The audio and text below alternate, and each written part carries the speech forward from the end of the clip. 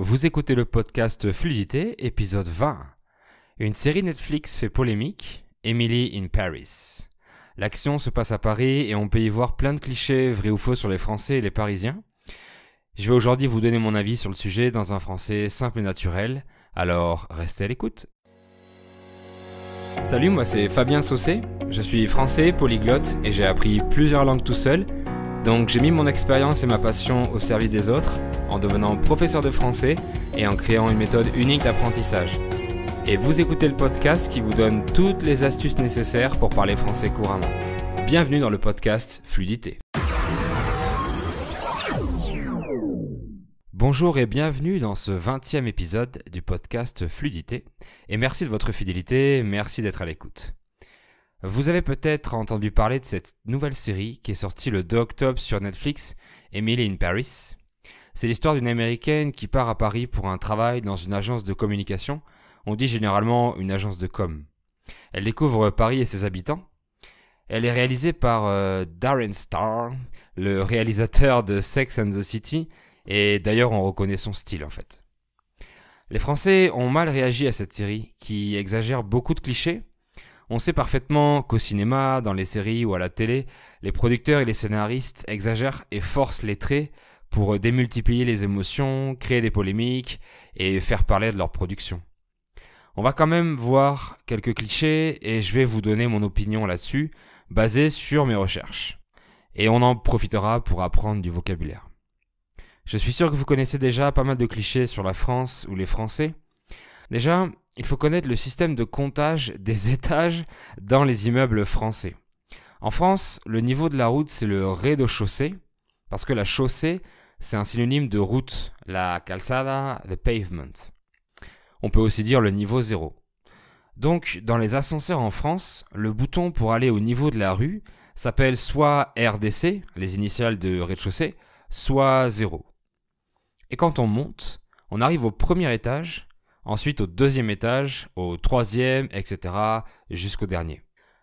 Donc dans un immeuble à 2 étages, un Américain peut dire qu'il y a 3 niveaux. Le rez-de-chaussée, ensuite le deuxième et le troisième niveau. Donc le rez-de-chaussée est un niveau, mais c'est pas un étage. Un étage, ça veut dire quelque chose qui est au-dessus. D'ailleurs, on peut reconnaître le mot étagère. Une étagère, c'est a shelf ou un estante sur laquelle on pose des choses. Dans une maison, sur un mur par exemple. Donc, on ne compte pas les niveaux en France, mais les étages. Voilà, comme ça vous connaîtrez bien le système et vous ne pourrez plus vous tromper. Après, c'est une question d'habitude évidemment. Quand une maison n'a pas d'étage, on dit qu'elle est de plein pied. Vous entendrez ou vous lirez souvent ce terme en France, surtout si vous voulez louer un logement. À propos des ascenseurs, en effet, certains vieux immeubles n'en ont pas parce qu'ils sont très anciens. Et de nos jours, un ascenseur est obligatoire pour les nouveaux immeubles à partir de 3 étages, donc 4 niveaux américains. Et Emily loue une chambre de bonne tout en haut de l'immeuble. C'était les chambres où dormaient les servantes des familles riches. Et une bonne est un terme de nos jours un peu péjoratif pour dire une servante ou une domestique, par exemple. En effet, à Paris, dans les vieux immeubles haussmanniens, on trouve ce genre de chambres qui ont été transformées en logements. Et c'est d'ailleurs un micro-logement, puisque les chambres de bonne sont beaucoup plus petites que celles d'Emily. Ce genre de micro-logement peut faire 9 mètres carrés, le minimum légal louable, donc c'est très petit. Donc c'est souvent une seule pièce avec un coin cuisine, le lit et une table qui sert du bureau, et à côté une petite salle de bain étroite. Un immeuble haussmannien veut dire un immeuble dessiné par le baron Haussmann, ce qui est le style d'immeuble de la série, et dans la majorité du centre de Paris, mais aussi dans d'autres villes comme Bordeaux, Lyon, Lille ou encore Marseille. Donc si vous êtes déjà allé ou si vous allez dans ce genre de ville, vous regardez, la majorité des immeubles du centre-ville ressemblent à ceux de Paris. On va maintenant s'attaquer au cliché du français fumeur. Oui, les Français fument énormément.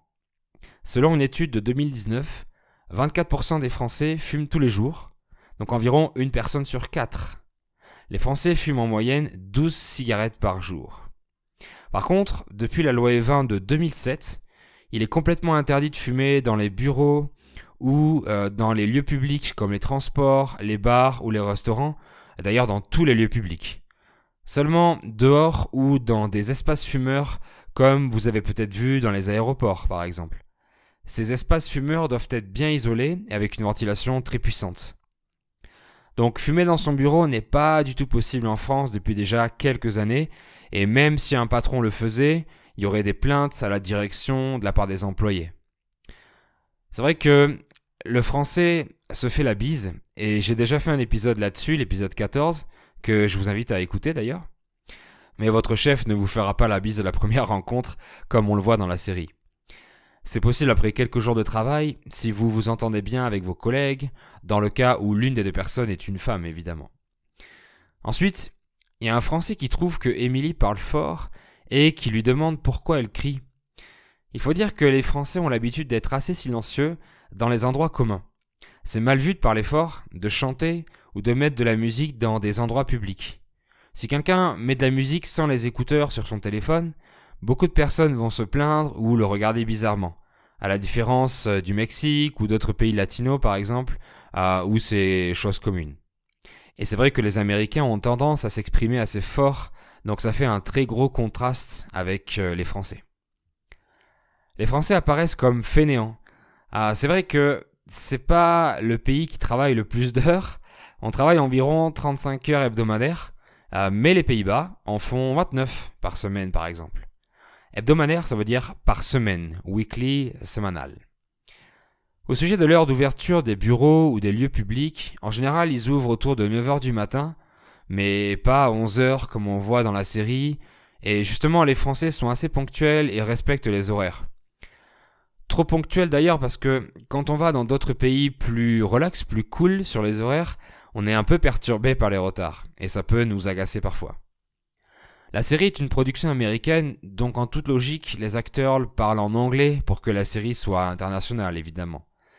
Mais les Français sont réputés pour être très mauvais en anglais, et surtout, ils parleront français entre eux, même s'il y a une ou plusieurs personnes qui le comprennent pas. Ils vont généralement pas faire l'effort. J'ai voyagé dans plusieurs endroits du monde, et par exemple, si j'étais avec des Allemands, ils parlaient entre eux en anglais pour que je comprenne. Ou alors, on se mettait d'accord sur la langue qu'on utilisait pour ne pas exclure quelqu'un de la conversation. Mais à chaque fois qu'il y avait des Français, ils parlaient à tout le monde en français. Ou alors ils restaient entre eux dans leur coin à parler en français. Donc malheureusement, ne vous attendez pas à ce que les Français vous parlent aussi bien anglais. Il y aura des exceptions évidemment, et surtout à Paris, mais la majorité ne parle pas anglais. C'est la raison pour laquelle ils aiment pas qu'un étranger qui habite en France ne parle pas en français. Et on le voit dans la série d'ailleurs. On remarque aussi dans cette série que les Français sont assez directs. En effet, on est connu pour dire les choses telles qu'on les pense, même si ça peut offenser la personne en face. En fait, le mot France vient du royaume des Francs, synonyme du mot honnête, et qui veut dire aussi libre. Donc les Français se battent pour être libres et pour être honnêtes. Dans la série, son voisin lui fait une omelette et ensuite ne lave pas la poêle pour donner du goût à la prochaine omelette. J'ai jamais vu ou entendu ça de ma vie personnellement. Je pense que c'est complètement faux et je comprends pas vraiment pourquoi ils ont fait ça. Sûrement parce que les Français ont la réputation d'être sales et de sentir mauvais. Alors personnellement, tout le monde se lave tous les jours parmi mon entourage. Mais j'ai trouvé sur internet une enquête qui dit que 25% des Français ne se lavent pas tous les jours et 32% des hommes ne se lavent pas les mains après avoir été aux toilettes. Et vu que beaucoup fument, si ce sont les mêmes qui se lavent pas, le mélange des odeurs peut être assez bizarre en effet. Mais les 3/4 se lavent et ne puent pas, vous inquiétez pas. Ensuite, on voit un homme faire pipi dans un urinoir dans la rue. Ce que je sais, c'est qu'il y a peu de toilettes publiques dans les grandes villes, donc beaucoup de Français font pipi dans la rue, et c'est vraiment sale, j'avoue. Et je remarque le même phénomène en Espagne par exemple. On peut voir dans la série que les hommes sont assez infidèles. J'avais jamais entendu ce cliché de la part des étrangers sur les Français, mais plutôt pour les Italiens ou les Latinos en général. Et j'ai fait des recherches et la France est apparemment le 5e pays le plus infidèle. Il semble aussi un peu sexiste et dragueur. En effet, je sais que les Français sont assez dragueurs et romantiques, ils aiment séduire, mais ils ne sont pas du tout les champions du monde. À propos du sexisme, il est assez combattu en France. L'avortement est légal depuis 1974. Beaucoup de manifestations ont eu lieu pour lutter contre le machisme. En 2007, le hashtag Balance ton porc est utilisé pour dénoncer un agresseur sur les réseaux sociaux. Donc le harcèlement est puni par la loi et les femmes sont donc protégées par beaucoup de règles détaillées. Même si le pays n'est pas le meilleur en la matière et peut encore progresser selon les statistiques. Un cliché assez positif est vrai, est que les Français et les Françaises sont assez chics. On utilise le mot familièrement chic pour dire élégant. En effet, le pays de la mode est réputé pour ça et il arrive en 2e position après l'Italie. On arrive au dernier cliché de ce podcast et c'est le plus connu. Dans la série, les Français ou Françaises semblent assez arrogants et fiers. Premièrement, j'ai remarqué que n'importe où dans le monde, les habitants de la capitale d'un pays sont fiers d'y habiter. Donc on peut dire que les Parisiens sont réputés pour mépriser les provinciaux. La province, c'est toute la France autour de la région parisienne. Par exemple, je viens de Bordeaux, personnellement, donc de province, et je suis donc un provincial. Mais de toute façon, les Français sont connus pour donner des leçons aux autres et de se mêler de ceux qui ne les regardent pas à ceux qui ne les concernent pas. Se mêler de quelque chose veut dire s'impliquer dans quelque chose. Et regarder quelqu'un veut dire aussi concerner quelqu'un. Par exemple, cette histoire ne te regarde pas, elle ne regarde que moi. Ça veut dire cette histoire ne te concerne pas, elle ne concerne que moi.